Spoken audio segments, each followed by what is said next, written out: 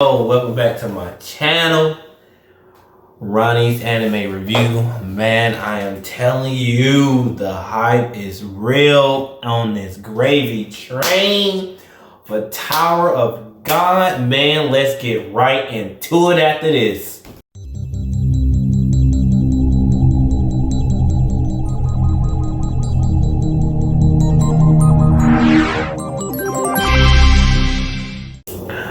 Man, oh man, dog man. Okay, first good news. This anime, I remember I said in my last video, whatever, that it was unlikely that it was gonna get another season. Now it might get another season because of how popular it is. They call it Tower of God the One Piece of webtoons. I mean, literally, if you just put in Tower of God, you will see hundreds of people talking about it. But they mainly not diving into the anime like I am. You only get the anime reviews from your boy. So, subscribe, thumbs up that video, boy. Hit them subs, you mess with your boy. Because everybody's mainly just talking about what you... Like, it's one guy talking about the cut content, and there's another guy just talking about the philosophy, and then there's another guy just talking about the world building. I'm just giving you the anime, not the webtoons, just the anime, so, we can conversate in the comments and stuff like that and talk about the episode and all that good stuff. Well, when I get some subscribers, we can do that. But good news is it's more than likely to get another season because of how popular it is. But with everything going on with the whole coronavirus and things, I doubt it come out this year. I really do. I doubt it come out this year. If it wasn't because of that, I probably would say it would come out in the winter. Because that's usually what they do. Popular stuff that comes out in the spring, if it's super popular, they'll do it again for the winter of that same year and then follow that same recipe to give it time. But I've never seen like a webtoon. I don't know if they would take a break or how far along it is in a webtoon.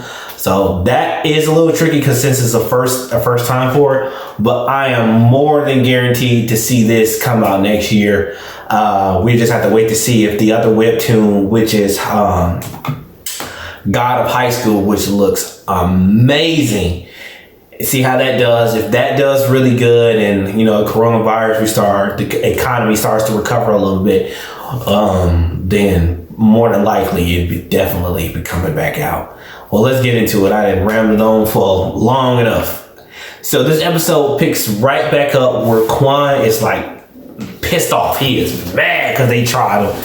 So Literal is talking and telling us, the viewer, that that's the reason why they put limiters on the rankers when they interact with the regulars, which is everybody else that's in there.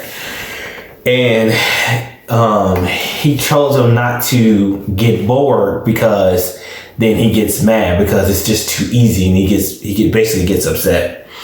So then we get to see Khun sees Khun like he has some kind of plan, and when he's running away we get to see like this smirk on his face because we all know Khun is my favorite character. I'm not even gonna, the hype is real with Khun. Khun is smart, dude. Like he just always planning, dude. And we get to see little talks about Khun and Quan, and he's like, man, why would Khun come up with such a basically brute force plan like that on a ranker? And that's when we get to see like that grin on Khun's face, like, boy out here 33 strategies of war. He ain't playing no games, boy. He 10 steps ahead of these guys already. Then we get to see Khun kind of reveal some of his plan little by little, and they're on the stairway where the exit is. It leads up to the stairway. The stairway leads up, and then we get to see the exit where Khun is, and Quan ain't playing no games no more. He like, I'm done with this. Boy put his sunsui in his feet and went 0 to 100 real quick. Knock out all the guys just like that, not even playing. And this is just him holding back. Like if this him holding back, was him not holding back, because they couldn't even handle him. So we did get to see Khun's like actual plan, and it blew me. He used Anak as a distraction to get Quan to come to her, because he knew she was it. And he knew that Khun can double his lighthouse. But Khun was playing it off, stepping back on the opposite side of the bridge. That's where they're at now. And Quan was basically going to call his bluff. So he pushed him. He jumps off the bridge with Khun. And we did get to see the reveal of the full plan. He used Anak on his lighthouse to like guide her down, and then she used her green apple to swing over like a pulley. So Khun grabbed it, and then Quan falls down, and she guides him down softly, and she lifts up and gets away. So we thought. We get the biggest twist right after this. I'm like, oh man, Khun just can't even get any smarter than this. I'm like, all right, Khun he just in a whole other world. No, I didn't even see this one coming, because I kind of knew he had something, but not this. Khun and the guy with the sleeping bag, I just listened to his name, but I forgot it just that fast.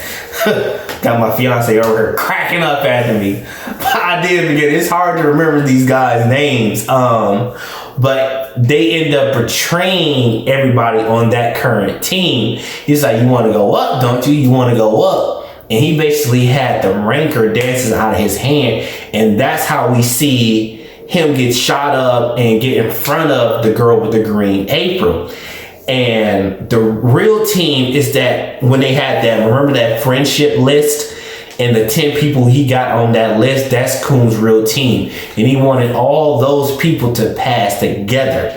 And he really didn't betray his team. And the guy Lolo was talking to with the blonde hair, the one that's always wearing the shihako, the little kimono and stuff like that, always sipping the tea. He kind of figured that was going to happen, because Khun and Bam and Rock was all split up, and he wanted them all to be together. Then we get to see a little bit of Ring's backstory when Bam gets entered into the game. And man, her backstory is pretty rough. She used to be poor, stealing, basically cat burglar, all kinds of stuff. But she stole from the wrong guy that day, boy. So she was stealing on the ship with her crew, and a ranker just happened to be on the ship that day, which I doubt that. That was just weird. That's just odd for a ranker to be on that ship.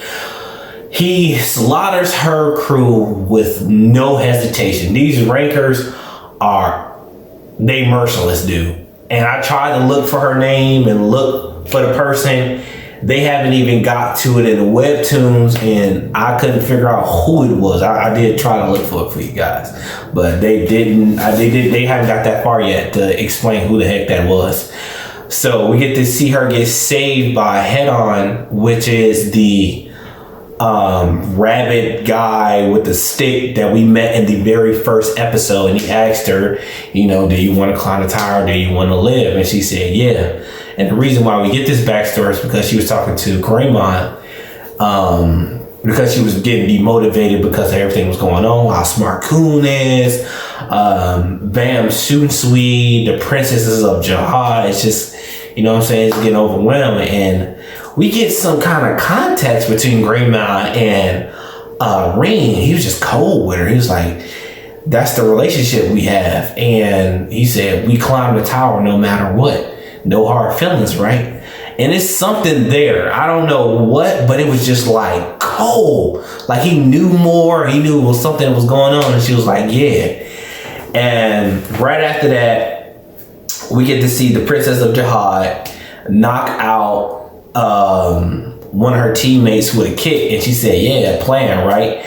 I mean, I'm so tired of them leaving us like this, man. I mean, the episode was good. It was fire from start to finish. In the middle, we got some context. It was just great. They just build on the world every single episode. God, I wish this anime would just continue straight through the summer. It is so good. If y'all want to hear me talk more about this, there should be a link up in the description somewhere up here, I believe. And then my subscribe title should be right here. Man, if y'all want to hear me keep talking about anime, hit that subscribe, follow me, hit that link for that other video, and I will see y'all over there.